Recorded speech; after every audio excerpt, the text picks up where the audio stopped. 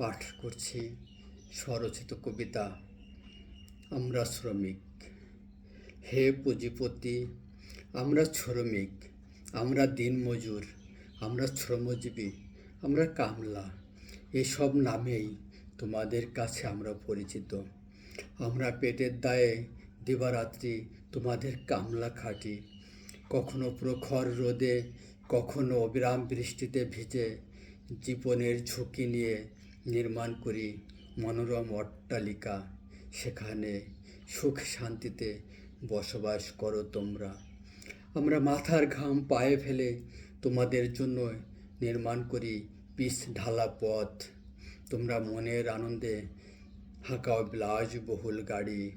আমরা হাড় ভাঙ্গা খাটুনির মাধ্যমে মাঠে ফলাই হরেক রকম খাদ্যশস্য। বাহারি রান্না হয় তোমাদের ঘরে। ভ্যাপসা গরমে প্রস্তুত করি মনোরম ডিজাইনের পোশাক। সে পোশাককে হরেক রঙে তোমরা সাজাও অঙ্গ। আমরা সারা নিশি বিনিদ্র থেকে পাহারা দেই তোমাদের অট্টালিকা। তোমরা কোমল বিছানায় তুলতুলে বালিশে নির্ভয়ে ঘুমাও। আমরা বিরামহীন পরিশ্রম করে তোমাদের জন্য জ্বালাই সুখের প্রদীপ। অথচ তোমরা কি করো?